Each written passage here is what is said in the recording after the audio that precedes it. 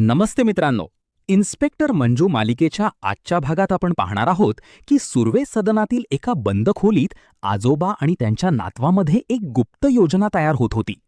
आजोबांनी हळू आवाजात सांगितले की बघ, मी बाहेर जाऊन जेव्हा खूप आग्रह करेन तेव्हाच तू तयार व्हायचे, त्याआधी थोडे नाटक कर. ते दोघे बाहेर येताच घरातील इतर लोक उत्सुकता आणि भीतीमध्ये होते. खोलीत इतका वेळ नक्की काय चालले आहे असा प्रश्न सर्वांना पडला होता.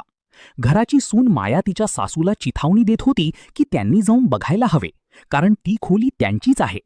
तेवढ्यात आजोबांचा कडक आवाज घुमला. त्यांनी स्पष्ट केले की काहीही झाले तरी घराची मोठी सून इन्स्पेक्टर मंजू हिला या घरात परत यावेच लागेल. त्यांनी कुटुंबाला इशारा दिला की सह्या करण्यासाठी पोलीस स्टेशनला जावेच लागेल आणि त्यात कोणतीही हलगर्जी खपवून घेतली जाणार नाही. आजोबांना मंजूचा कडक स्वभाव आणि खाकी वर्दीची शिस्त मनापासून आवडली होती.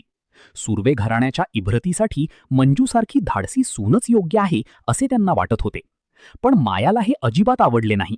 तिने टोमणा मारला की मंजूला एका भेटीत इतके कसे काय पारखले. यावर आजोबांनी तिला चोख प्रत्युत्तर दिले की जसे मी तुला एका भेटीत पारखले होते, कपटी आणि कारस्थानी.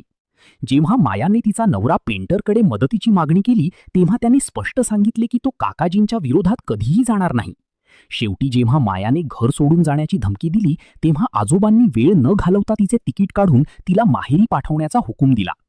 दुसरीकडे पोलीस स्टेशनच्या बाहेर लोकांची मोठी गर्दी जमली होती. लोक त्रस्त होते आणि त्यांना